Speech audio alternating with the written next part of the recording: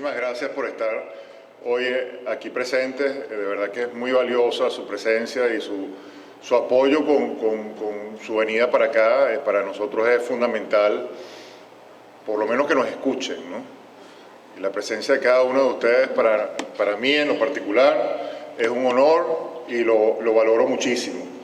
Quiero agradecer a Aleida Palma, por supuesto, por su iniciativa, por su talento, por la forma como organizó esto con su propia iniciativa, ¿no? Que es lo más bonito, le salió del corazón y aquí estamos, gracias a su esfuerzo. Por supuesto, Alejandro Terán, que es un personaje que muchos de ustedes conocen, así que no me queda sino también agradecerle. Sus palabras me llegaron hondo. Alejandro efectivamente es un talento enorme que tiene Venezuela y uno no hace sino sorprenderse también con las capacidades y el talento de Alejandro, y además lo diversificado que es ese talento y el don de gentes que tiene, la grata compañía que es y cómo inspira, ¿no? Así que igualmente, Alejandro, muchísimas gracias por todo tu esfuerzo y tu buena voluntad y por supuesto por tu amistad, ¿no? Que también valoro enormemente. Y admiro además el trabajo de Alejandro, lo que ha hecho por este Estado y lo que hace por Venezuela, ¿no? Bueno, básicamente yo quiero aquí compartir algunas ideas con ustedes. Sé que mucho de lo que voy a decir es polémico. Entiendo que puede ser fuerte muchas de las cosas que yo expreso. Lo único que les puedo decir es que hablo del corazón. Yo simplemente manifiesto lo que yo pienso, lo que yo siento y lo que he tenido oportunidad de investigar y de aprender en este proceso o en este calvario que llevamos de casi ya 17 años, ¿no? Yo he tenido la oportunidad, por cosas que he hecho profesionalmente, de conocer muy de cerca al monstruo, ¿no? Por llamarlo de alguna manera. Y el conocimiento que me ha dado esa experiencia es lo que me hace reaccionar, dar un pie al frente y tratar de alguna manera de expresar esos conocimientos con la idea básicamente de compartirlos para que cada quien los utilice como mejor le parezca. Lo que yo sí pienso es que Venezuela tiene el derecho de conocer una versión distinta de la historia, una versión quizás, no diría más completa porque suena antipático decirlo así, pero sí quizás una versión que no sale tanto al imaginario colectivo, que no es tan manejado en la opinión pública, que no es manejado para nada en la lucha política, y que es una información, es un conocimiento que yo creo que es importante tener para evaluar el contexto que uno está pisando, la realidad que uno está confrontando. Porque una de las razones por las cuales está pasando lo que pasa, y sucede la tragedia que describió también Alejandro en el caso de este Estado maravilloso, el Estado más grande de Venezuela, más rico de Venezuela, con un potencial infinito de riqueza, una riqueza además que empieza por lo humano, porque el guayanés es una persona muy particular, una persona llena de riqueza en todos los sentidos, cultural, existencial en todos los aspectos, pero además un estado bellísimo, ¿no? Espectacularmente hermoso, y sin embargo tiene unas cifras espantosas, pues, inversamente proporcionales a su potencial. Todo lo que es el Estado en cuanto a potencial es lo que no es en cuanto a realidad, ¿no? Y eso se puede traducir a toda Venezuela. Entonces, lo primero que creo que es importante resaltar, antes de quizás contar el cuento feo y quizás después de ese cuento feo cerrar creo con la esperanza que yo tengo y con la fe que me mueve a mí y la confianza que tengo en el futuro que podemos tener y por el cual vale la pena luchar. Creo que es importante hablar un poco del tema que más quieren borrarnos en esta época tenebrosa que vivimos, que es el orgullo de ser venezolano, la autoestima y la identidad que tenemos nosotros como venezolanos. Nos la están tratando de borrar, nos están tratando de hacer sentir ciudadanos de segunda categoría y que no tenemos la capacidad de tener un destino mejor que el que nos han ofrecido hasta ahora. Un destino que ninguno de nosotros sueña para sí o para sus hijos o para su familia. O sea, nadie en su justa razón, nadie que tenga algo de autocariño hacia sí mismo, por supuesto, y hacia su familia, puede pensar que lo que estamos viviendo es justo, o es lo que queremos, es lo que deseamos para nosotros. Nadie puede decir eso, nadie. Más allá, por supuesto, de la gente que comparte los antivalores que hoy privan en el escenario colectivo. Pero personas de bien, personas decentes, personas que quieren lo mejor para su familia, tienen que estar sintiendo mucha angustia, tienen que estar sintiendo que este país no se ajusta a la expectativa que tiene cada quien de lo que debería ser el país y de lo que debería ser su vida y su destino. Entonces, lo primero que tenemos que pensar es que no tiene nada que ver con nosotros como personas, como venezolanos. Lo que estamos padeciendo es producto de un sistema que nos han implementado y que precisamente tiene como objetivo, lo primero que tiene como objetivo es dibujarnos como seres humanos, borrarnos nuestra identidad. Porque es un sistema que ni siquiera responde a intereses venezolanos. Es un sistema foráneo, un sistema que no tiene nada que ver con nuestros valores, con nuestras tradiciones, con nuestra cultura, con nuestro entendimiento de lo que somos. Es un sistema foráneo y es un sistema criminal. Pero antes de entrar en detalle en ese sentido, quiero recordar que Venezuela, cuando nacimos como sociedad, logramos ser uno de los países más vibrantes de las Indias. Venezuela cedió personajes de la talla de Francisco de Miranda, de Andrés Bello, de Simón Bolívar y de tantos otros ilustres venezolanos que marcaron sus épocas e inspiraron no solamente su país, sino otros países. Transportaron el sueño, exportaron el sueño de una nación independiente, una nación libre, una nación educada, una nación culta a otras naciones, como Chile, por ejemplo, que hoy es un país desarrollado.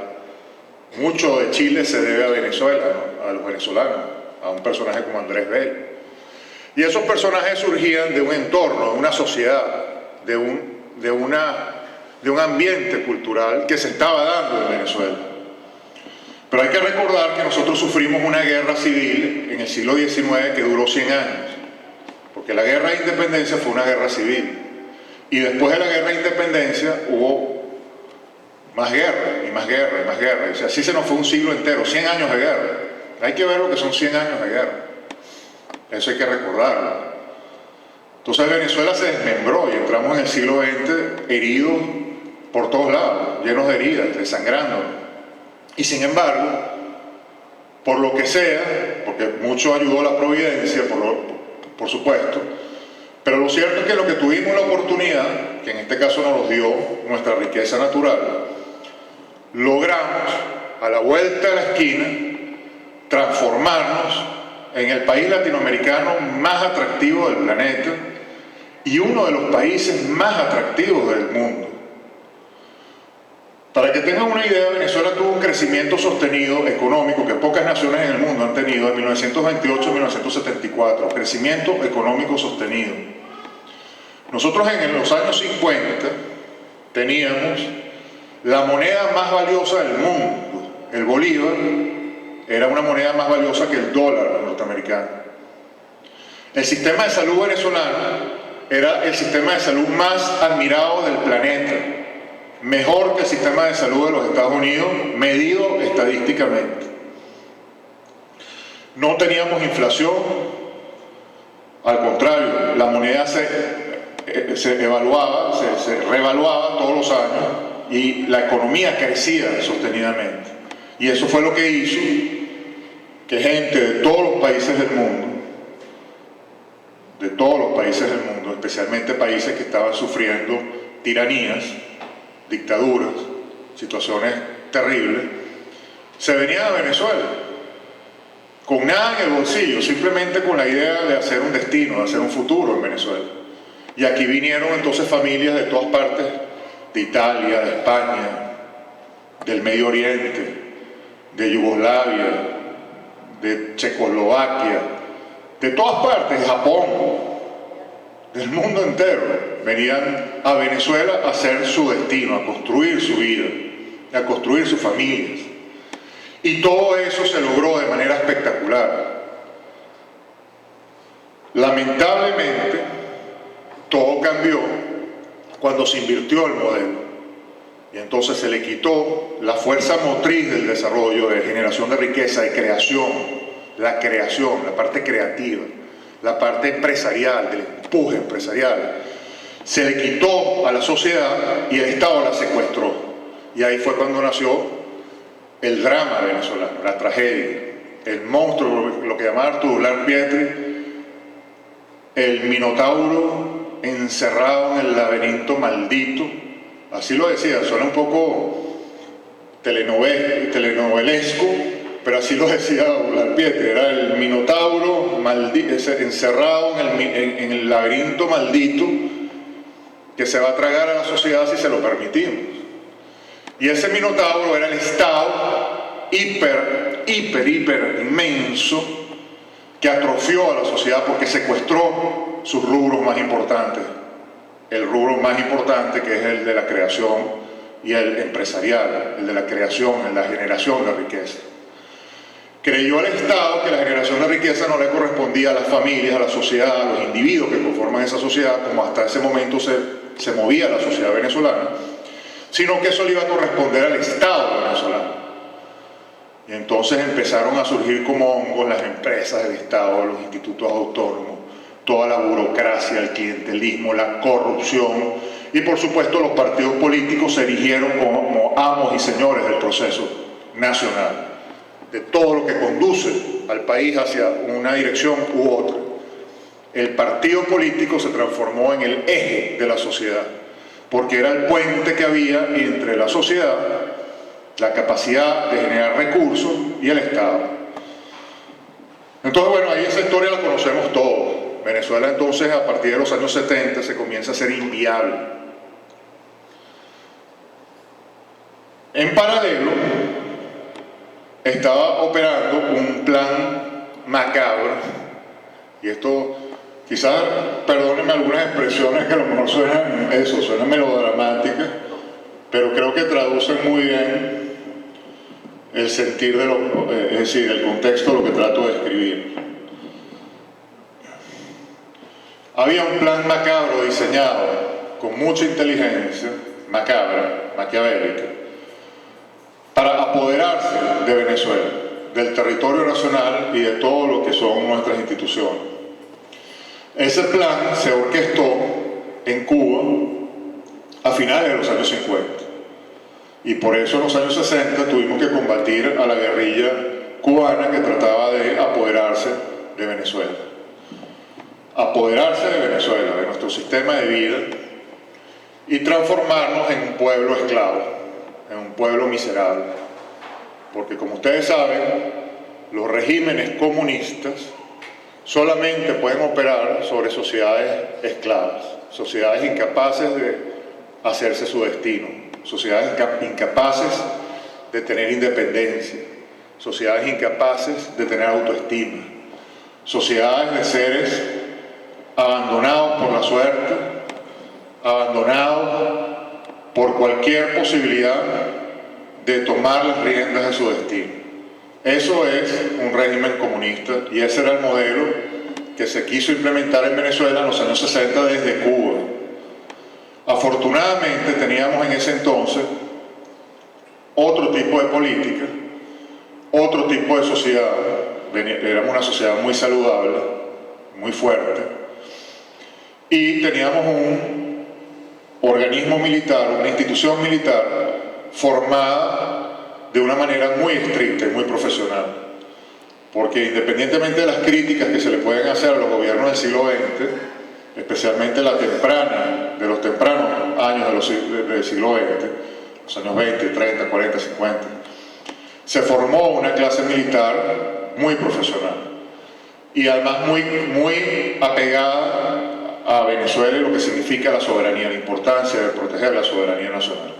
Entonces se combatió la guerrilla y se triunfó en esa lucha. Pero Fidel Castro no se quiso quedar tranquilo y dijo, bueno, si no vamos a invadir a Venezuela militarmente, lo vamos a hacer a través de otros métodos. Y entonces lo hizo a través de dos formas. Primero infiltró a las Fuerzas Armadas. El objetivo era corromper a las Fuerzas Armadas e ideologizarlas para hacerlas serviles a su plan.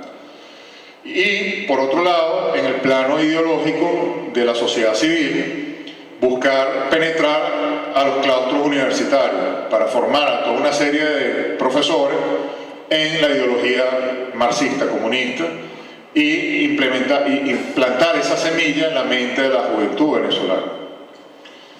Bueno, en los años 70 ese trabajo se hizo sistemáticamente, en la Universidad Central de Venezuela sobre todo, y en las Fuerzas Armadas. El tema era esperar el momento adecuado para ponerle la mano a Venezuela, porque Fidel Castro siempre entendió que la única manera de subsistir él como líder y su modelo en Cuba y la exportación de ese modelo a América y a África y al Medio Oriente y al mundo entero, en la medida de su posibilidad, iba a depender de una fuente de financiamiento infinita. Y esa fuente de financiamiento sabía perfectamente bien que la tenía muy cerca en Venezuela por las reservas petroleras y la riqueza natural que tiene este país. Entonces, el objetivo primordial era ponerle la mano a Venezuela. En los años 70, los 80, como decía, por ese modelo de Estado equivocado, Venezuela colapsó. Todas las variables explotaron en todos los sentidos. Se hizo inviable la economía, estábamos endeudados hasta decir basta, nos habíamos transformado en un país monoproductor, artificial, sustituyendo importaciones de manera artificial, con unas empresas sostenidas de una manera artificial, con unos empresarios artificiales que existían gracias al proteccionismo, con control de precios, aranceles, una cantidad de medidas para permitir que esos empresarios pudieran operar siendo ineficientes, con productos de mala calidad, costosos, etcétera, incapaces de competir con productos similares de otros países. Pero así se mantuvo el modelo porque se financiaba con la renta petrolera que se sentía que iba a ser infinita. Y otra de las cosas que se hizo fue cerrarle la inmigración a una cantidad de países que venían con la idea de hacer país, de construir país, e importar de países vecinos una población inmensa que no tenía la capacidad de venir a Venezuela a dar algo a cambio, es decir, a ser productiva. Entonces se generó todos estos cinturones de miseria que conocemos, que alguien tenía que sostener, alguien tenía que pagar la cuenta. Y el sector productivo, como les decía, se hacía cada vez más ineficiente. Entonces ese modelo colapsó en los años 80, colapsó definitivamente. Ese minotauro grotesco que escribió Arturo Larpiet ya no podía más, se estaba comiendo a toda la sociedad. Y se hacía imperativo cambiar el modelo. Pero en el interín, cuando estábamos sufriendo la enfermedad, cuando estaban explotando todas esas variables, Fidel Castro entendió que era el momento perfecto para activar su plan. Y entonces, aprovechó que en los años 80, en 1986, 87, hubo un colapso económico importante. En 1986 hubo una recesión muy grande que hizo que los precios del petróleo colapsaran y se generara recesión en el mundo entero. Y eso le dio la entrada, quizás, al sueño trasnochado del país que teníamos con la idea de recuperar esa bonanza que se había sentido a principios de los años 70 con el disparo de los precios del petróleo, y por eso se religió a Carlos Andrés Pérez, pensando que iba a traer esa Venezuela de los años locos, ¿no? La Venezuela, la gran Venezuela, ¿no? La Venezuela saudita. Pero cuando Carlos Andrés Pérez llega al poder, tiene el país totalmente quebrado. Y ese es el momento que aprovecha Fidel Castro para ejecutar su plan. Porque Carlos Andrés Pérez se ve la necesidad para poder hacer gobierno de cambiar completamente el modelo. Y así él llena al gobierno de gente distinta a la tradicional de los partidos políticos, sino que se empieza a rodear de profesionales de primer nivel. Y comienza a sanear las empresas privatizándolas, empieza a deslastrar al Estado de todas esas empresas parasitarias que estaban envenenando toda la estructura económica del país. Entonces, Carlos Andrés Pérez empezó a diseñar este nuevo modelo, que era necesario, era vital, lo vendió muy mal, su mercadeo fue pésimo, pero demostró algo muy importante. Un país que estaba totalmente quebrado, él cambió 3 variables, especialmente la política económica, la política monetaria, fiscal, la política comercial, la política petrolera, le dio un viraje completo. Y en 2 años, Venezuela pasó de ser un país quebrado, en 1989, a ser el país de 1990 a 1992 con el crecimiento económico más alto del mundo entero, en 2 años. Todas las empresas importantes del planeta querían venir a invertir a Venezuela. Venezuela se transformó en esos 2 años en el país emergente más atractivo de la Tierra, de toda la Tierra, o sea, más que Brasil, más que China, más que cualquier país que se pudiese, más que los tigres asiáticos. Venezuela, por sus características particulares, su cultura, su posición geográfica, su clima, su población, etc., era percibido como su cercanía a los principales mercados, especialmente Estados Unidos, vecinos. Se entendía que Venezuela era el país emergente por excelencia. Todo el mundo se quería venir a invertir a Venezuela. No sé, los que están aquí que todavía recuerdan, en los años 90, 91 se hacían foros con los personajes más destacados del mundo en Venezuela. Todas las escuelas de negocios del mundo, importantes, estudiaban el caso venezolano como un milagro. Lo que estaba pasando en Venezuela estaba siendo ejemplo en el mundo entero. Pero Fidel Castro estaba actuando también. Y por eso se dio el Caracazo en el 89. Ese fue un plan de Fidel Castro, llevado a cabo con mucha inteligencia. Generó el primer conato, que fue el 89 con el Caracazo, y dio el remate con el intento de golpe de Estado en el 92, utilizando sus fichas, las fichas ideologizadas de las Fuerzas Armadas y sus fichas ideologizadas de la sociedad civil, que ¿quiénes eran? Sobre todo profesores universitarios, periodistas, representantes de gente que hacía opinión pública. Más de 200 personas firmaron una carta en 1989 de bienvenida a Fidel Castro, en donde le manifiestan prácticamente su amor incondicional. Un hombre que ya tenía décadas fusilando a su pueblo, las cárceles repletas de presos políticos torturados. Se sabía que era un asesino y, sin embargo, lo más connotado de la inteligencia venezolana publicaba una carta en el Nacional dándole la bienvenida, porque Carlos Andrés Pérez lo invitó a su toma de posesión, y demostrando entonces que ese modelo marxista-comunista había penetrado en las mentes de muchos venezolanos hacedores de opinión pública. Por eso en 1992, cuando daba un golpe de Estado, un intento de golpe de Estado, mucha gente lo celebra. Mucha gente de la élite, entre comillas, venezolana, celebró ese golpe de Estado. Porque era la oportunidad de regresar al Minotauro, al laberinto maldito que poco controlaba, que destruía el país, pero que beneficiaba a unos cuantos. Ese modelo quería sostenerse, y eso era lo que representaba Chávez en el 92, y por supuesto el plan de Fidel Castro de destruir a la sociedad venezolana, de ponerle la mano a la sociedad venezolana. A partir de 1992 todo cambió de una manera trágica, porque se paralizó el impulso que se estaba tomando, se paralizó completamente, y todo empezó a regresar a las malas épocas, si se quiere, a las malas prácticas. En 1997 hubo un colapso otra vez de los precios petroleros porque cayó el sudeste asiático, Malasia, Singapur, Corea del Sur, Taiwán, Hong Kong, etc. Entraron en una recesión económica muy grande y eso provocó el colapso de la economía. Los precios del petróleo para 1998 en Venezuela, la cesta no llegaba a $8 el barril, $8. Y esa fue entonces la plataforma que permitió que Hugo Chávez llegara al poder. Pero lo que llegó al poder no fue Hugo Chávez. Lo que llegó al poder fue Fidel Castro y su plan macabro de apoderarse de Venezuela. Hugo Chávez y su entorno más cercano formaban parte, junto con Lula da Silva, Evo Morales, Rafael Correa, Marulanda y otros connotados narcoterroristas internacionales, formaban parte de una organización que creó Fidel Castro en 1990, cuando cayó el muro de Berlín. El muro de Berlín, ustedes saben, cayó a finales de 1989.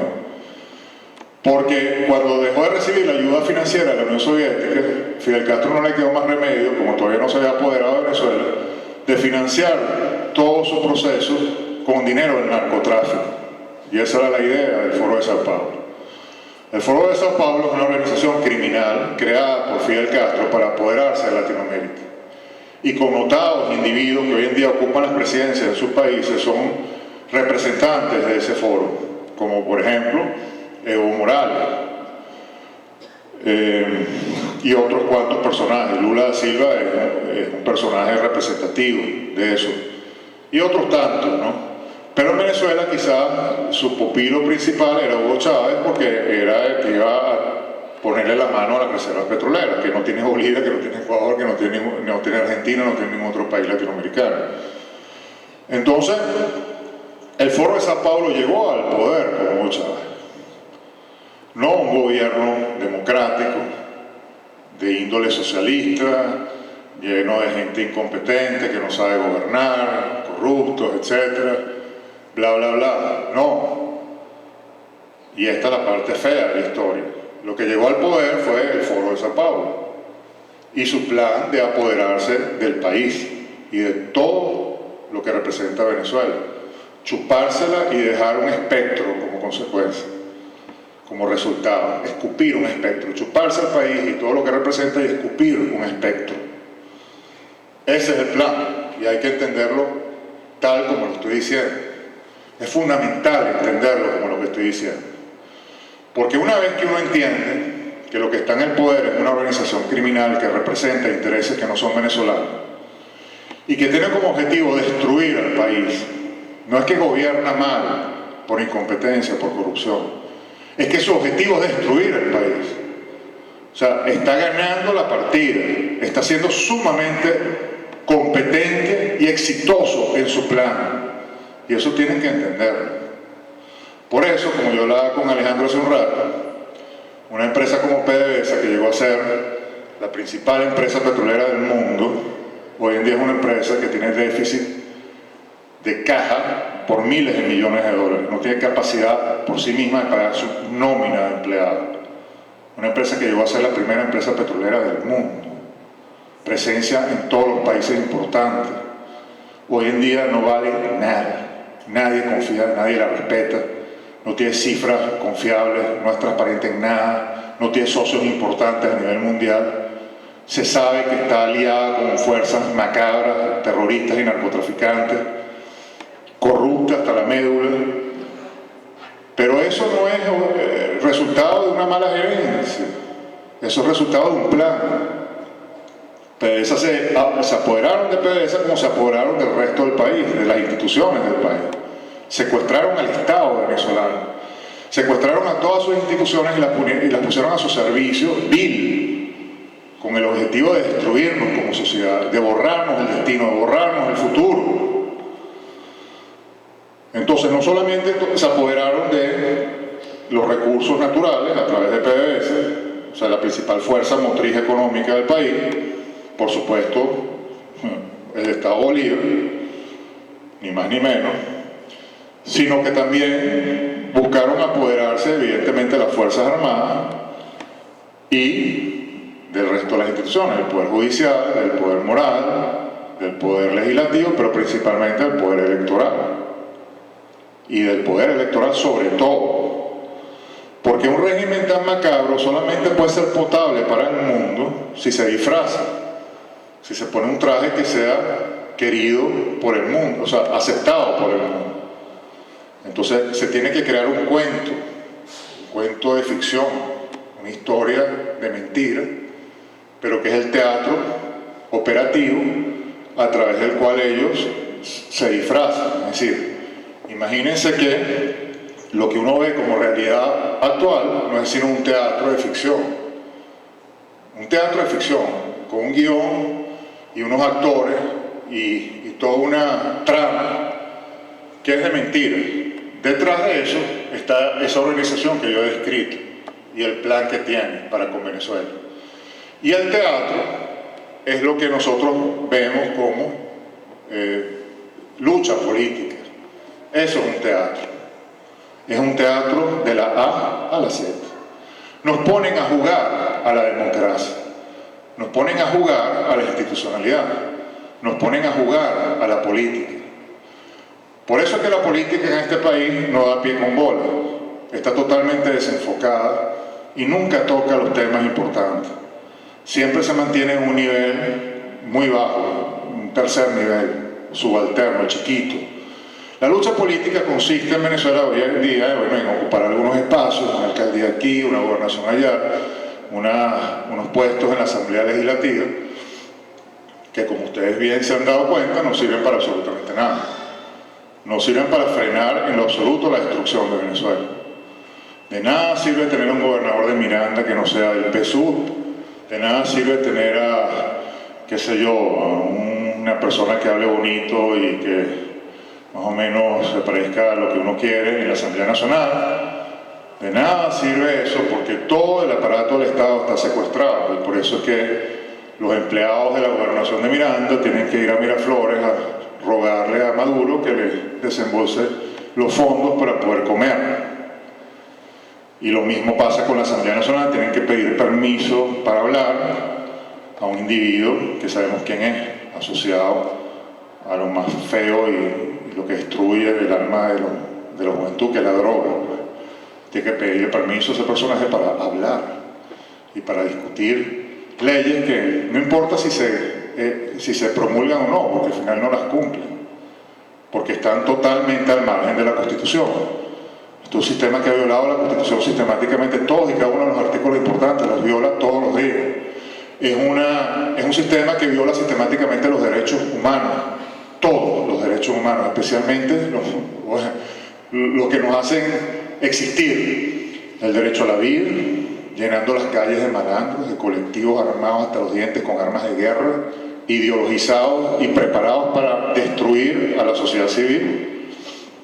Al principio eran los círculos bolivarianos, ahora son los colectivos.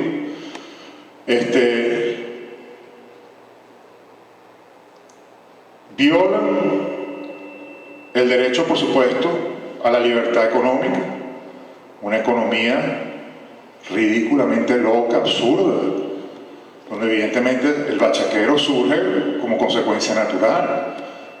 Pero resulta que el otro día yo publicaba una tabla, como si uno está enchufado y recibe dólares a 6.30 y después los vende en Cimadi, a una de las tasas esas de Cimadi, 180, creo que ni siquiera el dólar libre, de 180, y después vuelve a comprar 6.30, después vuelve a comprar 180, después compra, es decir, obtiene 6.30 y vende a 180 y vuelve a hacer lo mismo una y otra vez.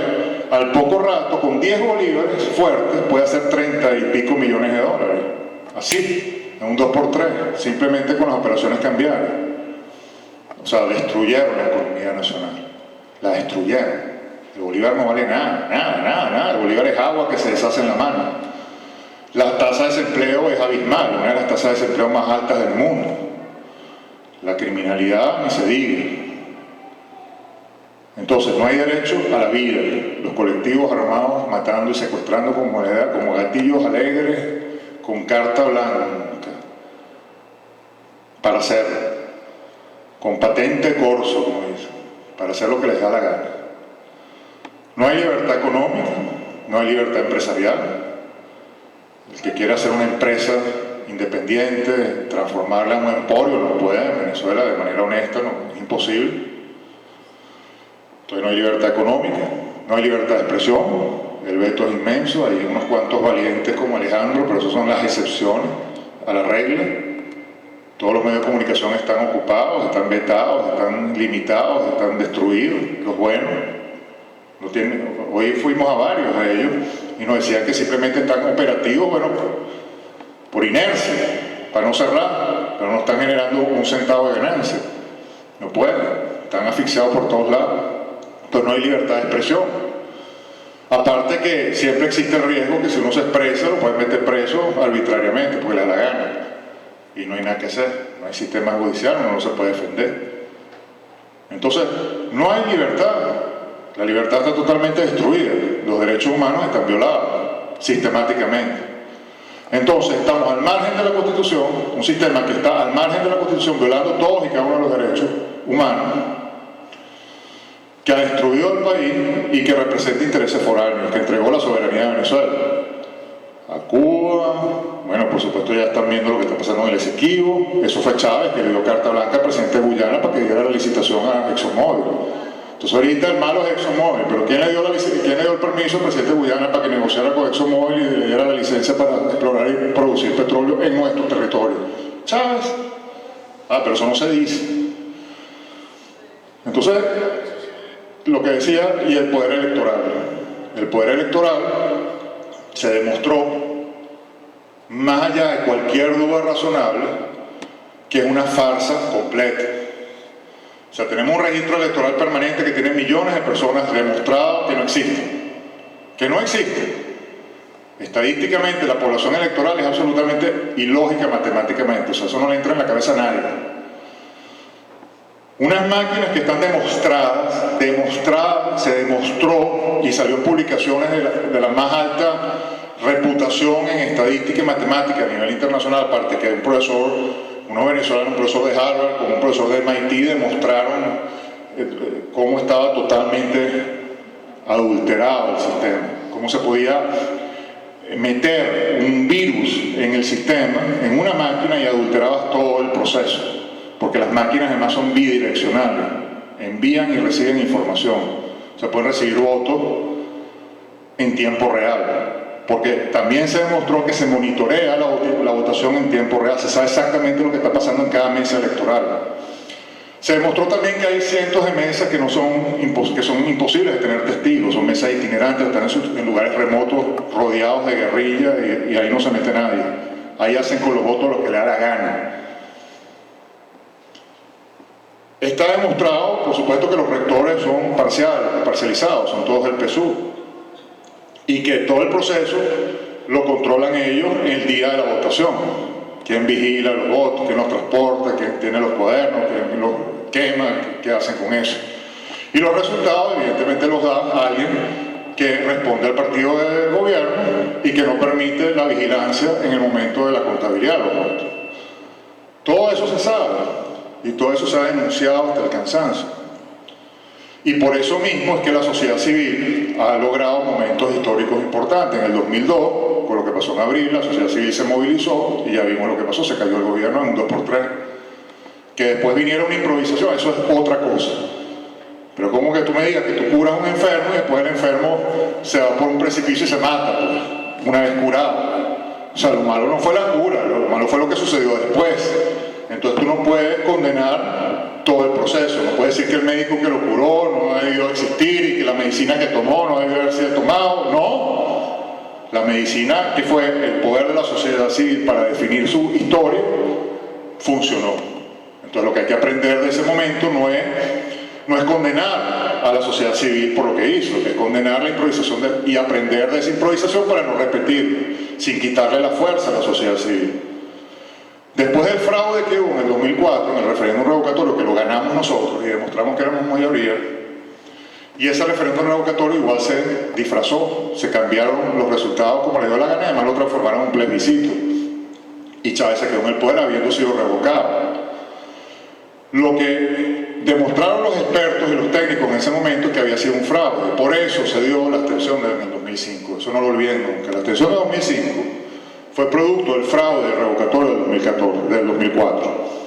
Y el objetivo de esa abstención no era no votar y nos vamos a nuestra casa a tomar piña colada y a ver televisión. El objetivo era desmantelar al CNE y obligar a que se hicieran unas elecciones libres y transparentes y democráticas. Y además demostrar quién era mayoría en Venezuela. Se demostró que nosotros éramos el 80% del país o más, no el chavismo, la sociedad civil que quería libertad y que quería un país democrático y libre. el error fue, y lo que tenemos que aprender del 2005, no es la abstención, ¿qué error fue? No, el error fue que la sociedad civil, una vez que logró ese objetivo, le pasó el testigo al sistema político. El sistema político tenía la obligación de desmantelar al CNE, porque el CNE, y esto también se tiene que entender muy claramente, el CNE, tal como está en su naturaleza estafadora, se preparó y se hizo su arquitectura y se materializó antes del 2005. No se olviden nunca de eso. Antes del 2005 hicieron lo que les dio la gana con el CNE. Antes del 2005 hicieron lo que les dio la gana con PDVSA. Antes del 2005 expropiaron las propiedades privadas más importantes de Venezuela. Empresas valiosísimas, tierras valiosísimas, confiscadas, robadas. Y la Asamblea Nacional no pudo hacer nada para evitarlo, con toda la presencia que tenía ahí de la oposición. Nunca olviden eso, porque hay quienes dicen que esta desgracia nació a partir de la abstención del 2005. No, señor. ¿Y el 2002 qué fue? El 2002, cuando salimos a la calle y hubo esos muertos de abril, fue 3 años antes del 2005. Ya estábamos hartos de lo que estaba pasando, ya veíamos lo que estaba pasando, lo que iba a venir, todos nosotros. Y por eso salimos en el 2002. Eso no se puede olvidar tampoco, porque nos están tratando de cambiar la historia. Y nuestra obligación es recordarla para entender qué es lo bueno y lo malo, y qué es lo que tenemos que evitar y lo que tenemos que fortalecer. Entonces, le pasamos el testigo a los políticos y en vez de desmantelar al CNE, lo que hicieron fue pedirle el cronograma para las elecciones presidenciales del año 2006. Se pusieron inmediatamente a hacer campaña presidencial, olvidándose de la abstención y su objetivo de desmantelar al CNE. Entonces se traicionó a la sociedad civil, tan simple como eso. Después la sociedad civil se activó otra vez en el 2007 y nuevamente se le puso el frenado a Chávez y se evitó que se hiciera el fraude en el referéndum del 2007. Pero el error nuevamente fue no ir hasta el final.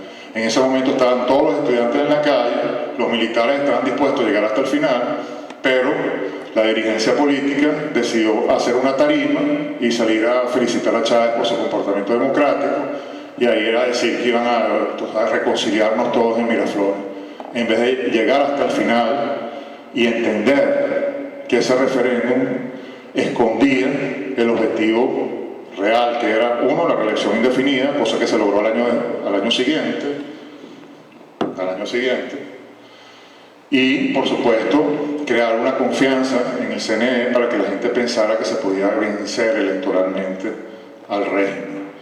Pero no se dieron cuenta que la trampa era precisamente esa, dar confianza en el CNE, borrar entonces lo que había pasado en el 2005, darle confianza a la sociedad civil pensando que se podía derrotar electoral al régimen, cosa que no es posible si al régimen no le da la gana.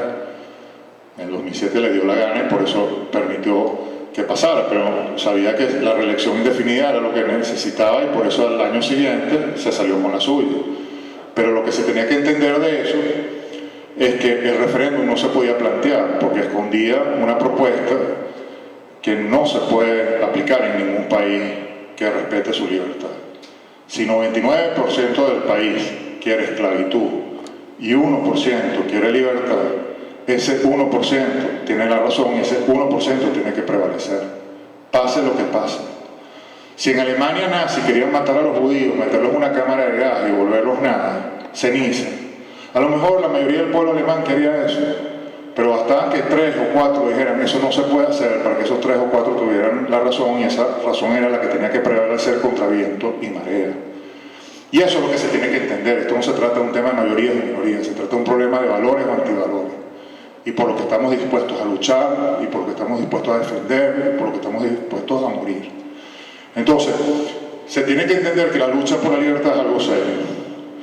Y para entender eso, lo primero que uno tiene que comprender es que con este sistema que tenemos actualmente, que secuestra al Estado venezolano, no vamos a lograr la libertad jamás.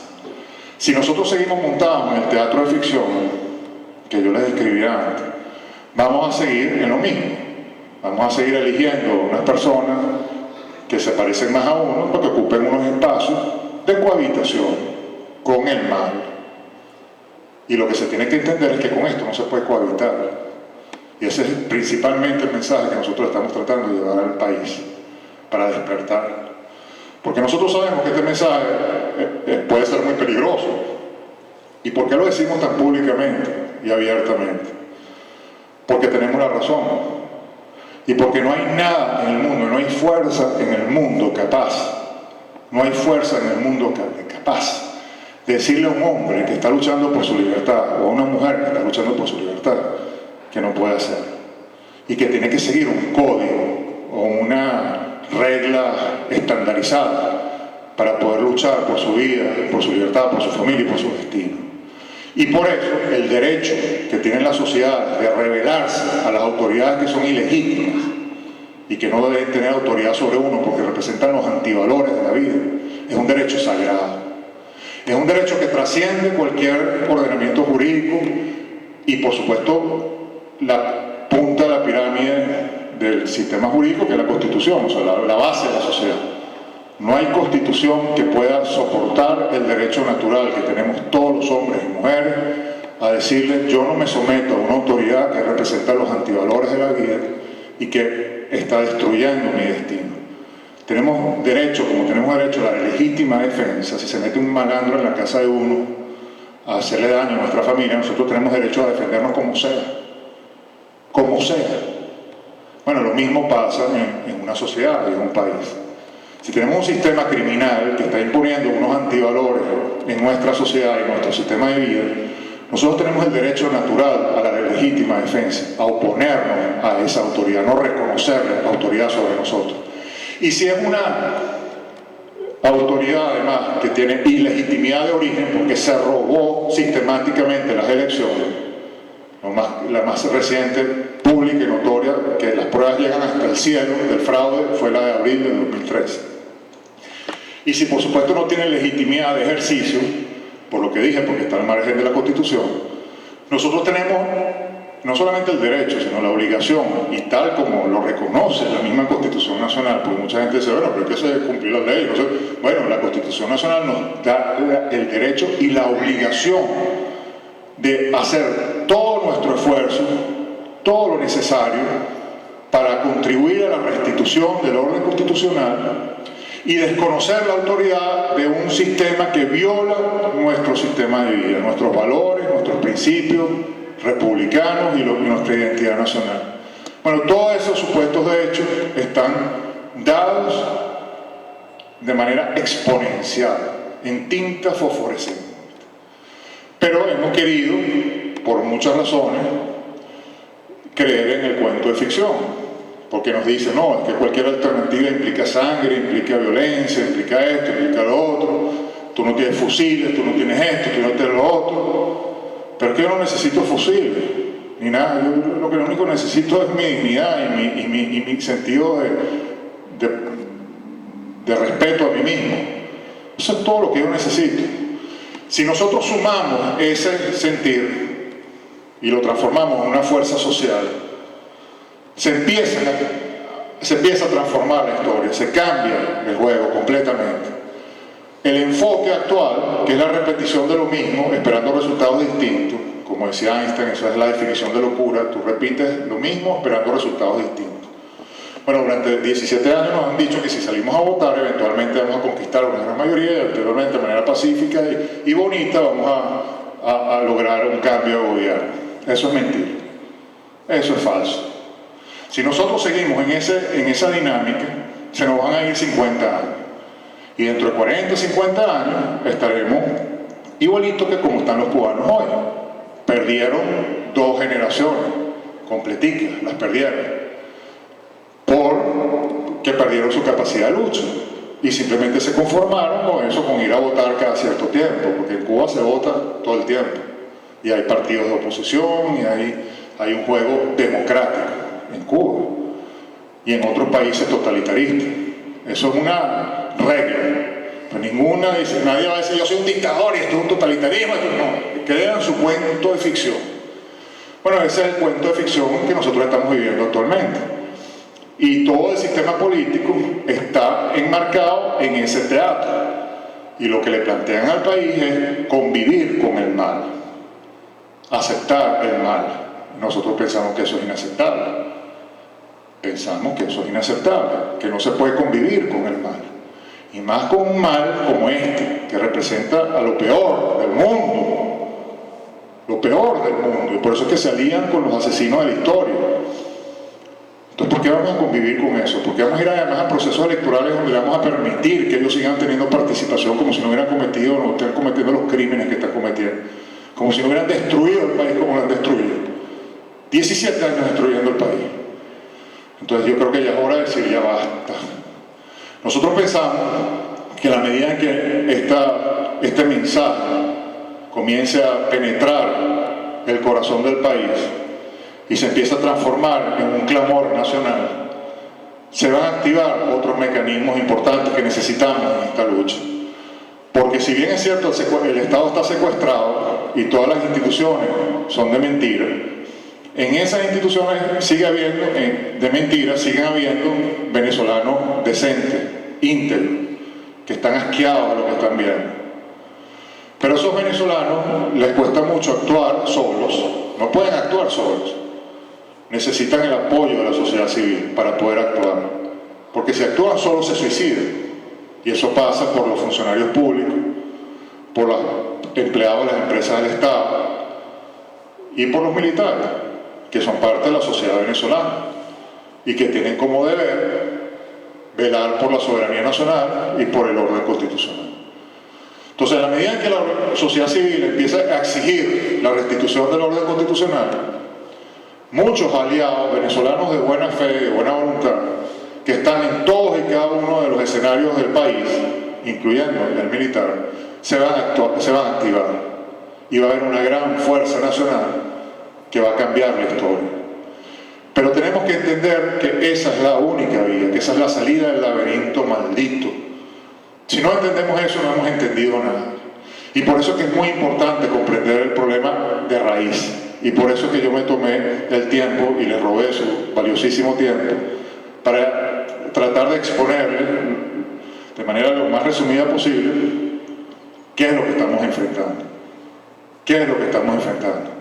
Porque todos nosotros sentimos eso en nuestras vísceras, pero hay un cortocircuito entre eso que sentimos y la interpretación que se le da a ese sentimiento en el sistema político formal, tanto de, por supuesto, del régimen como de la supuesta oposición. Hay un cortocircuito. Por eso el año pasado, cuando el país despertó, y Puerto Ordaz fue símbolo de eso. El Estado Bolívar, en muchos de sus municipios, fue símbolo de ese clamor por libertad. Igual que lo fue el Táchira, igual que lo fue el Zulia, igual que lo fue Caracas, en cierta medida, y otros estados de Venezuela. Eso se ha podido haber convertido en el gran grito nacional que necesitábamos. El mundo estaba reaccionando y se estaba empezando a entender verdaderamente el tema venezolano, y por eso empezaron a salir las medidas contra los funcionarios públicos de la prohibición de entrada en los Estados Unidos, el retiro de sus visas, todas las investigaciones que empezaron a salir a flote, etc. Empezamos a conseguir aliados importantes a nivel internacional, que yo sé que los tenemos en todo el mundo. Pero ¿qué pasa? Otra vez delegamos en el sistema político. Fíjense que la variable siempre es la misma. La sociedad civil se activa y cuando está a punto de cambiar la historia, entran lo que yo llamo los bomberos de la libertad, ¿no? Los bomberos del fuego de la libertad, vienen a apagar el fuego de la libertad, que son los Ramos Alupe y compañía, que montan sus tarimas y empiezan a plantear diálogo con los asesinos y con los tiranos, empiezan a proponer asambleas de ciudadanos y constituyentes y puros bailes de ballet. Vamos a ponernos unas mallitas y unas zapatillas y vamos a bailar el lago de los cisnes en medio del apocalipsis, pues. Esa es un poco la dinámica de ese sistema político que quiere defender sus intereses a toda costa. Porque sus intereses se respetan en ese juego que es parte del teatro de ficción, pero esos no son los intereses del venezolano. Entonces, al final del día, lo primero que tenemos que entender son las oportunidades de las que hablaba Alejandro. Una vez que uno entiende que Venezuela se puede transformar otra vez en una potencia de verdadera, como nunca hemos sido antes, porque quizás estos 17 años nos pueden servir de cicatriz, nos pueden servir de experiencia. El dolor, el sufrimiento, todos los padecimientos que hemos tenido durante estos 17 años, que sé que muchísimos, si no todos los que estamos aquí, hemos tenido nuestra cuota aparte en ese sufrimiento, nos tiene que servir para entender el tipo de sociedad que jamás merecimos tener, y el tipo de sociedad que sí merecemos tener y que podemos tener, que es el potencial que describe Alejandro, que yo les describí al principio de mi presentación: exponencial, transformado en sabiduría, transformado en experiencia, en conocimiento, y entonces darle un vuelco al país y transformarlo en el país más admirado del mundo. Yo estoy convencido que podemos lograrlo. Tenemos los recursos humanos, tanto en Venezuela como en el esparcido, en ese exilio que se ha ido, esa de sangre, de talento que ha habido, regresaría a ese proceso de reconstrucción. Y en un 2x3 cambiamos 4 variables y Venezuela otra vez se dispara a la estratosfera de las oportunidades de generar riqueza, creatividad, potencial de desarrollo por todos lados, en todas las áreas que uno se imagine: energético, telecomunicaciones, aeronáutica, por supuesto minería, agricultura, fauna, todo, turismo, servicios de todo tipo, infraestructura a todo nivel, las ciudades que se pueden construir, el país que podemos crear. Y yo siempre recuerdo, e insisto en recordarlo, en que los alemanes, que todos sabemos el tipo de pueblo que es el pueblo alemán, admirable en todos los sentidos, la mejor literatura, la mejor filosofía, la mejor música, la mejor tecnología, ha salido de ese país. Y sin embargo le aplicaron a la mitad de Alemania el modelo que nos están aplicando a nosotros y lo transformaron en un pueblo de miserables esclavos. Y cuando cayó el muro de Berlín, Europa Occidental era una potencia mundial, y la Europa del Este, sometida al sistema que nos están implementando a nosotros, era tierra de esclavos. La gente había perdido la capacidad de trabajo, la ilusión por la vida, la felicidad de la existencia, la había perdido. Era un pueblo deprimido, era un pueblo acabado. Acá implementaron el modelo de la Europa Occidental, de la Alemania Occidental, y otra vez Alemania, hoy en día, la primera potencia de Europa, incluyendo Europa del Este. Así cambiaron. Bueno, a nosotros nos espera ese destino si nos ponemos las pilas.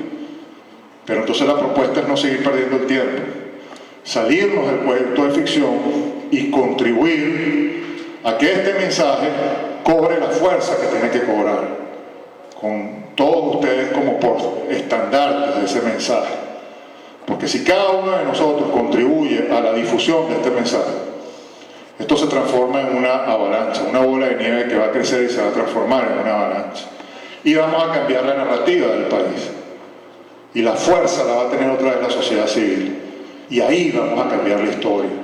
Pero si nosotros seguimos enmarcados en el encajonamiento de lo tradicional, que es lo que nos están planteando ahorita como política y como lucha, estamos condenados y nos vamos a merecer el fracaso, porque es mediocre, porque eso no significa luchar por un mejor destino, eso no significa salir a votar y manchar un dedito, eso no es luchar por la libertad y por la vida, y por ese destino que tenemos por delante. Luchar por ese destino que tenemos por delante es imponernos nosotros como los hombres y las mujeres que estamos dispuestos a defender la libertad y los valores de la vida ante todos estos antivalores que representan el sistema que hoy nos secuestra. No estamos dispuestos a convivir con ese sistema. Es inaceptable que Venezuela hoy en día sea percibido por el mundo como un país forajido, como un país ridículo, que nadie respeta, corrupto, lleno de mafias por todos lados. ¿Qué es eso? Un país que antes era sinónimo de libertad, y sinónimo de progreso, y sinónimo de gente buena. Entonces, bueno, vamos a recuperar eso. No dejemos que nos lo quiten, como decía Alejandro, a cuenta de que vamos a hacer nosotros los que nos vamos a ir a nuestra tierra, de nuestras tradiciones, de nuestros recuerdos, de nuestra historia, de nuestros amigos, de nuestra familia, nuestras experiencias, a cuenta de que unos malandros corruptos que han escupido en todos y cada uno de los valores de este país y de lo que nosotros representamos como seres humanos, van a ganar la batalla. No, hay algo que nos tiene que decir que no es así. Yo hoy decía en un programa de radio, pero la periodista me hablaba con mucha tristeza de cómo veía que había emergido un lado muy feo de los venezolanos. Entonces hablaba eso, de los tracaleros, de todos los malandros que hay en la calle, de los insultos que recibimos todo el tiempo, de las malas caras, etcétera, etcétera, de lo feo que se ha puesto el venezolano.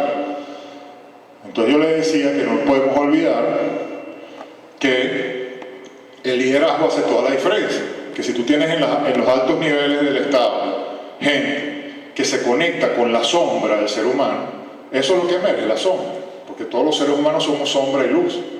Si tú asusas lo malo, eso es lo que va a salir. Pero esa misma persona, si tú le estimulas lo bueno y tocas su luz, eso es lo que sale también. Y yo le recordaba la experiencia del metro de Caracas en los años 80, como cuando se construyó el metro en Caracas, y la administración era una administración excelente, de primera línea, bueno, en las calles se veía desorden, la gente tirando papeles, comiéndose la luz, insultando, no sé. Bajaban las escaleras mecánicas y al llegar al metro se transformaban en lores ingleses, ¿no? Un comportamiento impecable, buena educación, dejaban pasar a la señora con su bolsa de comida, todo el mundo hablando pausado, comportándose civilizadamente, porque todo el ambiente lo invitaba a eso. Entonces, bueno, yo estoy convencido que en el liderazgo venezolano merecemos gente mejor, capaz de estimular e inspirar ese tipo de comportamiento. Entonces vamos a ver como mucha gente que hoy en día está perdida y sacando lo peor de sí mismo, empieza a sacar lo mejor y empieza a ser estimulada para hacer las cosas bien. Entonces, para terminar, ese es básicamente el mensaje. Es un mensaje que yo sé que tiene implicaciones difíciles, que no es fácil de digerir, mucho menos fácil de poner en práctica, pero es la única salida que tenemos. Y como decían mis abuelas, y por supuesto las abuelas de ustedes, no hay peor diligencia que la que no se hace. La lucha hay que darla, y mientras estemos dando la lucha, hay futuro, hay esperanza y hay posibilidades. Todos los que están aquí hoy comparten ese sentimiento, por eso están aquí hoy. Por eso están aquí hoy. Alea me trajo para acá moviendo todos sus recursos para que eso fuera posible. ¿Por qué? Porque sabe que algo se puede hacer, que la esperanza no ha muerto, que hay que seguir dando la lucha. Entonces, ustedes son el clarísimo ejemplo de eso que yo estoy diciendo. Representan lo mejor de Venezuela. Entonces, la invitación es a luchar en la dirección correcta, a invertir nuestro esfuerzo, nuestra energía, todo lo que nosotros podamos aportar en la dirección correcta. Y la única dirección es lo que nos dicen nuestros instintos, lo que nos dicen nuestras vísceras, lo que todos sabemos que tenemos derecho a, que es a decirle a estos individuos: ustedes se tienen que ir ya, ni un minuto más. Evidentemente ese minuto consiste en el tiempo necesario para articular una organización nacional que transforme este mensaje en el gran clamor del país y que active los procesos necesarios para lograr el objetivo. Pero tengan ustedes la seguridad de que eso es posible. Pero hay que dar el primer paso. Hay que salirse del cuento de ficción, confrontar la realidad, entenderla de raíz y entonces accionar. Cada uno en sus circunstancias puede hacer la gran diferencia, puede ser un motor importantísimo de cambio. Entonces, vamos a ponernos las pilas, porque yo creo que lo merecemos nosotros después de estos 17 años tenebrosos que hemos vivido, lo merece nuestra familia y evidentemente lo merece nuestro país. Entonces, cierro con ese mensaje de esperanza, con la confianza que Venezuela puede ser un gran país y los venezolanos nuevamente sentirnos bien orgullosos de ser venezolanos y de lo que somos capaces de lograr.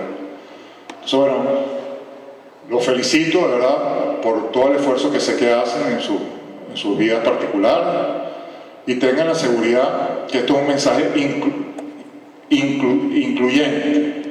Nosotros no estamos excluyendo a nadie en esto. Queremos sumar todos los esfuerzos necesarios y sabemos que en todos los aspectos, en todos los sectores de la sociedad hay aliados, inclusive en ese sector político que nosotros cuestionamos completamente porque pensamos que está desenfocado. Sabemos que hay gente valiosísima que se puede sumar a esta lucha, pero tiene que ser la sociedad civil la que le abra los ojos al país. Nosotros tenemos que ser los caballos delante de la carreta, nosotros tenemos que dictar la pauta, cuál es el pulso que tiene que tomar el país, y entonces hacer que todo el que quiera verdaderamente luchar por la libertad se sume a este esfuerzo, con la mejor buena fe, con la mejor voluntad, esperando evidentemente el mejor resultado, sabiendo todas las dificultades y todos los obstáculos que tenemos por delante, pero también sabiendo que tenemos los recursos humanos para hacer un gran gobierno en ese interín que permita llevar a Venezuela de este apocalipsis a ese sueño que tenemos todos en nuestra cabeza, un país donde valga la pena vivir y donde valga la pena criar a nuestros hijos. Muchísimas gracias. Entonces.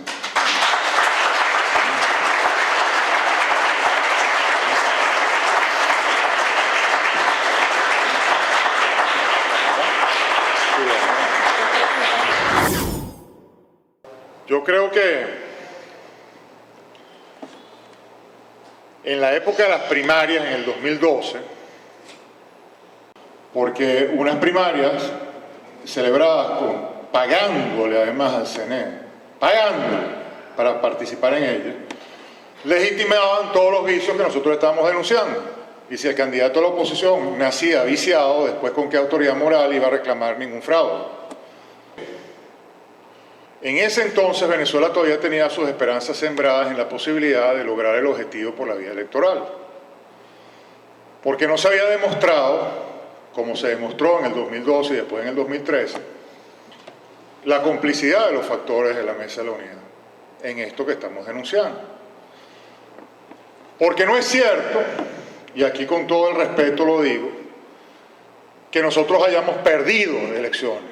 No se puede hablar de perder una elección cuando el partido que está compitiendo contra nosotros, por decirlo de alguna forma, utiliza todos y cada uno de los recursos del Estado, de todos los venezolanos, para promoverse como se promueve.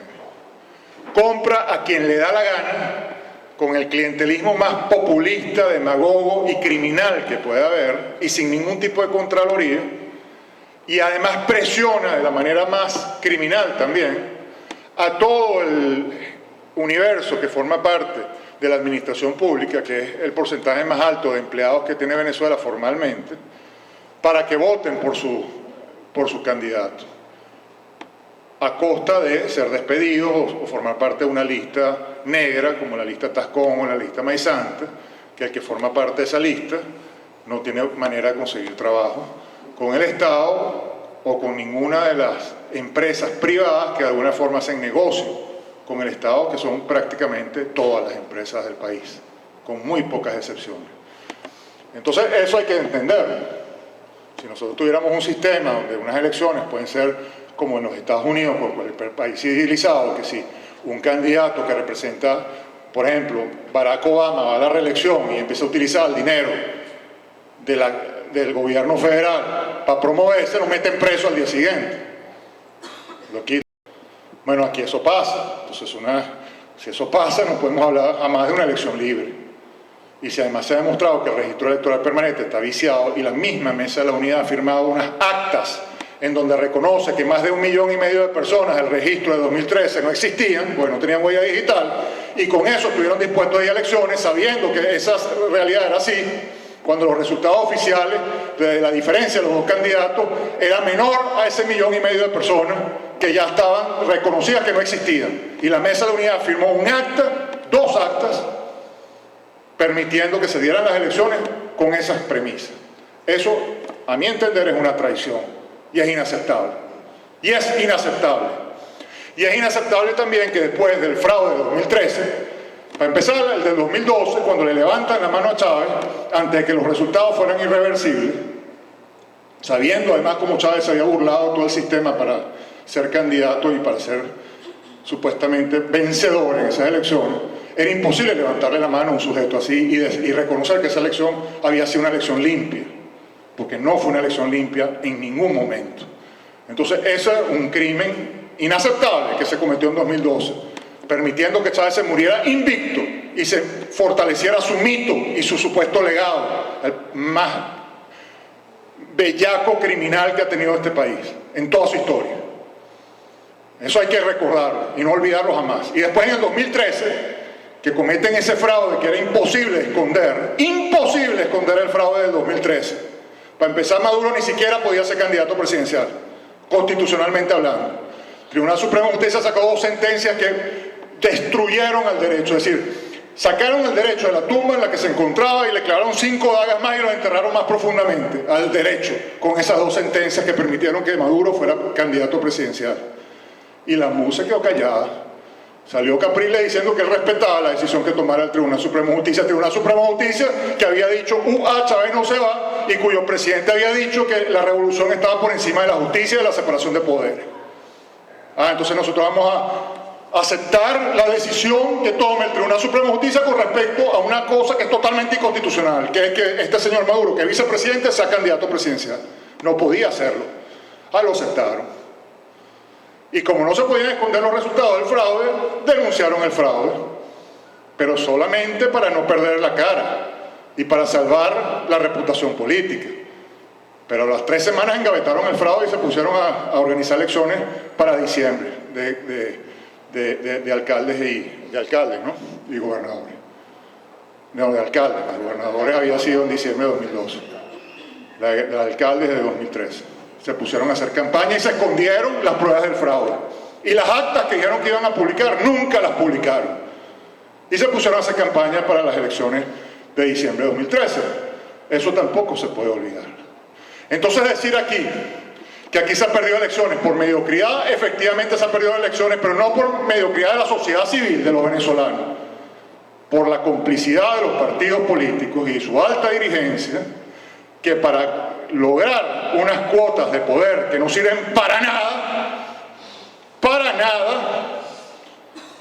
y esto en cierta forma responde a otra de las reflexiones, porque en el 2010 la participación electoral fue avasallante, creo que fue récord histórico de participación electoral en el 2010, en las elecciones de la Asamblea Legislativa.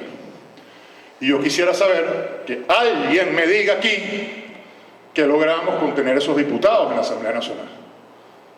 Ni siquiera su asistencia la logramos, porque no iban nunca a las sesiones, para empezar. Entonces, hablamos de votar en diciembre, ¿ok? Vamos a pensar, vamos a votar, ¿para qué? Yo no me voy a meter jamás en la decisión de cada quien, independiente, individual, de votar o no votar. Es una decisión demasiado personal y apunta a la conciencia de cada quien. Yo en lo personal, cuando sé que algo es una estafa, jamás participo en eso, por lo que sé. Es una estafa y punto. Entonces yo no participo en una estafa. Que todos tenemos el derecho al voto y que es un derecho sagrado cuando el voto es de verdad. Si el voto es real y permite hacer una diferencia, pero si el voto es una mentira y fortalece una estafa y engrasa una maquinaria y reconoce la autoridad ilegítima, írrita de un órgano que se está burlando de nosotros y nos está escupiendo en la cara, entonces participar en eso me parece equivocado y un error. Y lo más triste del asunto es que aunque fuésemos exitosísimos con esa participación, porque el régimen le da la gana de pintarse como el mejor maquillaje democrático que puede conseguir, el mejor vestido y el mejor velo para disfrazar su cara de bruja, y entonces le da a la Asamblea Nacional la mayoría, a la MUD, cosa imposible. Pero bueno, vamos a pensar que dice, Fidel Castro le dice, más inteligente, chicos, vamos a darle la Asamblea a esa gente para que efectivamente el mundo crea que en ese país efectivamente hay democracia y pueden lograr sus objetivos electoralmente. Ok. Tú empiezas a sacar leyes que perjudiquen al régimen. Y ustedes de verdad piensan que el régimen las va a acatar y las va a respetar. Si eso fuera así, ya lo estaría haciendo. Pero ¿cuántas leyes y cuánta constitución no está violando todos los días? Ya las premisas están dadas de violación a todo lo sagrado de la Constitución. Todo que respeta esas leyes, porque no las va a respetar. Las leyes que saca la Asamblea Nacional.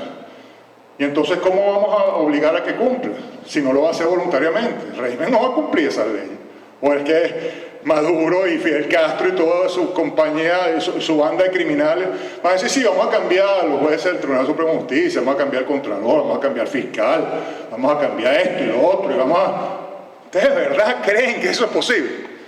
Yo no creo que nadie con dos de frente piense que eso sea posible. Porque el que piense que eso sea posible es que no ha vivido estos 17 años en Venezuela y no ha visto lo que ha pasado en este país. Entonces, eso no va a suceder. Entonces, como eso no va a suceder y se van a burlar y van a escupir a cualquier ley que saque la Asamblea, ¿qué vamos a hacer en ese momento? en ese momento eso sí, no vamos a poner los pantalones largos y vamos a pelear y vamos a luchar ya lo estaríamos haciendo. O sea, ya los políticos lo estarían haciendo. No, lo van a acatar, van a agachar la cabeza. Como agacharon la cabeza cuando a la diputada le quitaron su diputación de manera más ridícula del mundo, bueno, lo acataron. Pues. Y todo lo demás que ha pasado, público y notorio. Entonces dejémonos de falsas ilusiones. Que votando, o sea, lo que yo sí sé es que si votamos, lo que va a pasar es lo que ya ha pasado. O sea, vamos a seguir en esto. Y van a salir unos diputados de la oposición que van a celebrar sus triunfos. Entonces, ¿cómo vamos a anular el proceso si van a salir unos diputados de la MUD celebrando sus triunfos y reconociendo los resultados, reconociendo al árbitro, reconociendo al organismo electoral? Y diciendo que, ya estamos conquistando espacios, no sé qué. Entonces, que va a salir el ciudadano a pie y decir, no, eso es un fraude, eso no sé qué tal, cuando los principales supuestos afectados están reconociendo los resultados. Como hizo Capriles en 2013, que dijo a la gente que se fuera a su casa, que él tenía eso bajo control. Bajo control, cuando volvió a hablar de fraude, cuando volvió a hablar de legitimidad de Maduro, no hace otra cosa que legitimarlo. Igual que esos alcaldes que ganaron en 2013 de la MUD, se fueron al día siguiente a Miraflores a darle la mano a Maduro, a abrazar al gobernador de Táchira que había asesinado a todos los estudiantes de Venezuela que participaron en esos gritos de libertad, y además cantaron el himno nacional en Miraflores coreando a Hugo Chávez y sonriéndole a Maduro. ¡Los de la MUD! Entonces, ¿qué estamos hablando? Eso es lo que va a pasar en 2013. Eso es lo que va a pasar, perdón, en 2015, en estas elecciones de diciembre, igualito. Entonces, si no votamos, y esto responde a la otra pregunta, si no hacemos nada, no va a pasar nada. Bueno, va a pasar efectivamente algo importante. Primero, que le vamos a decir en la cara a estos individuos que no estamos de acuerdo con ellos, con lo que están haciendo, con la política que llevan a cabo. No estamos de acuerdo en seguir participando en estafas y en mentiras. Eso ya es un gran logro. Por lo menos un logro con uno mismo, el respeto con uno mismo. No participo en esa estafa, pues yo no soy cómplice de esa broma. Punto.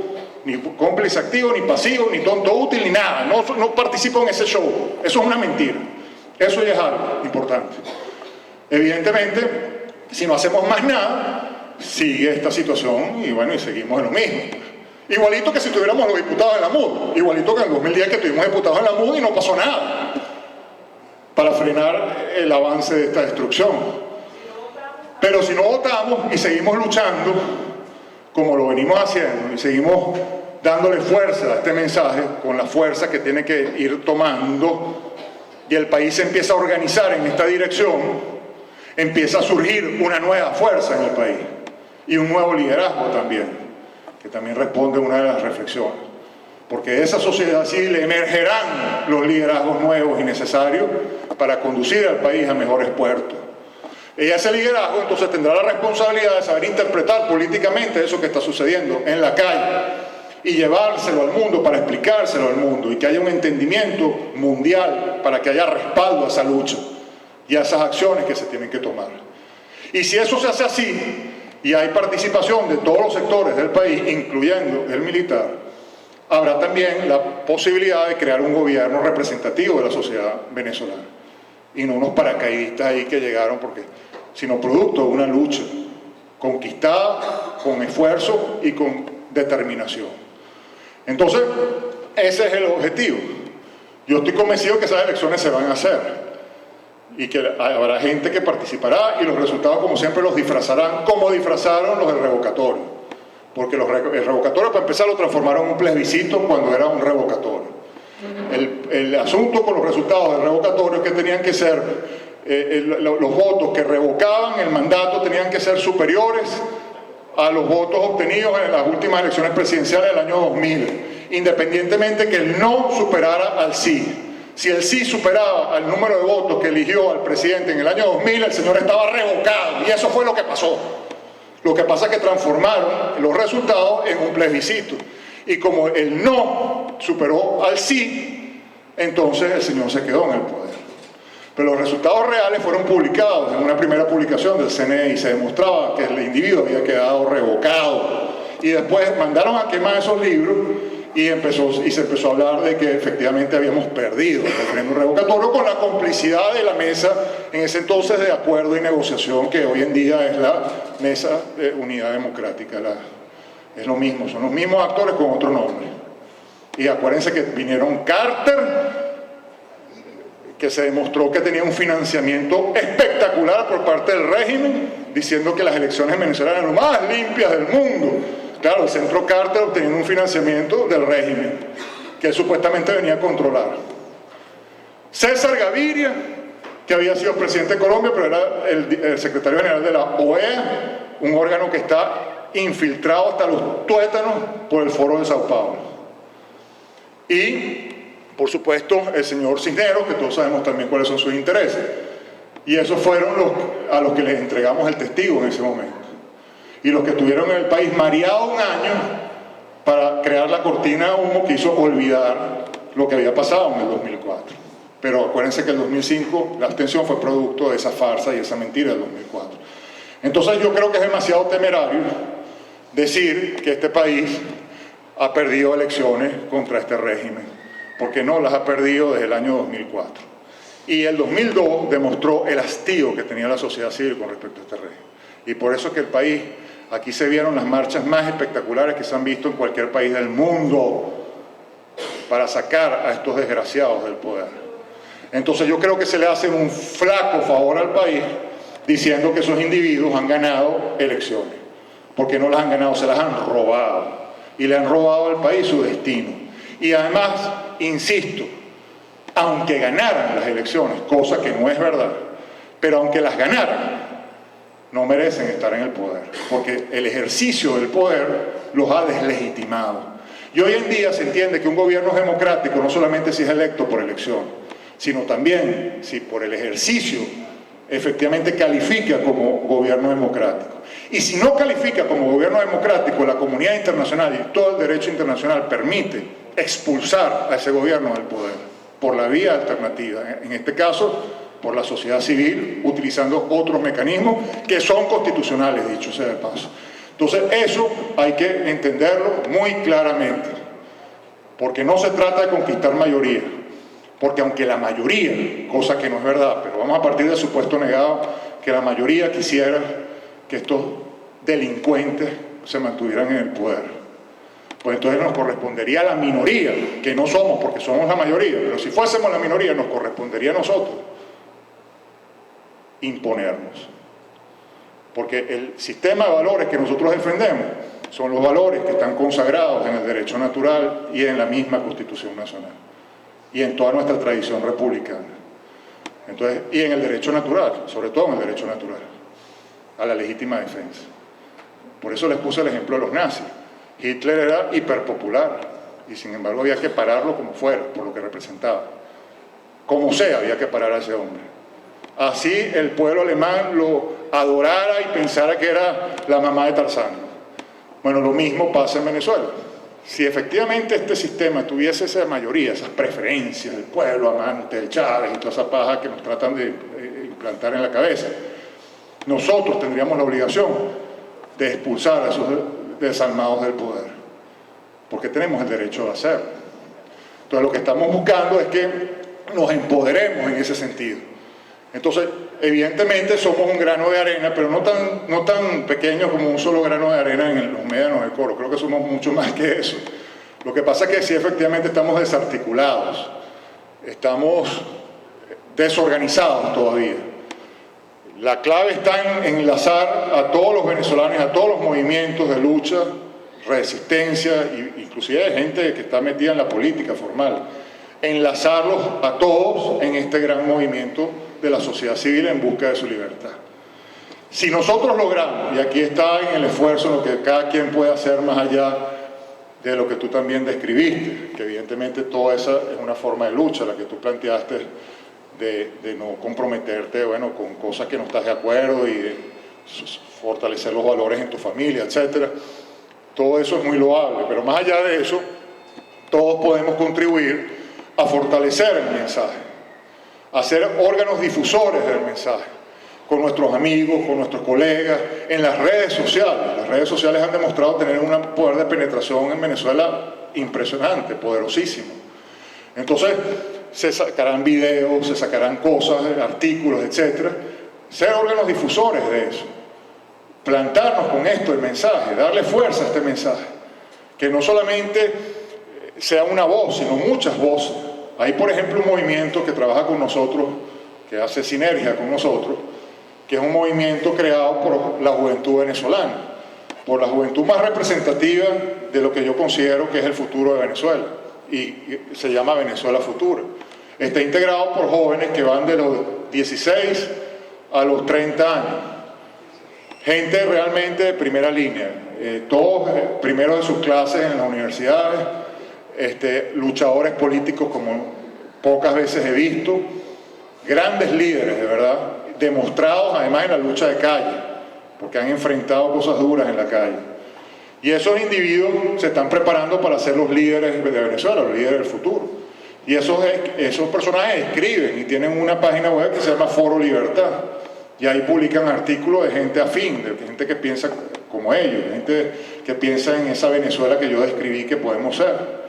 Bueno, darle difusión a esos liderazgos, darle difusión a esas personas, darle difusión a este mensaje. Y así es como se van a ir posicionando en el país nuevos liderazgos.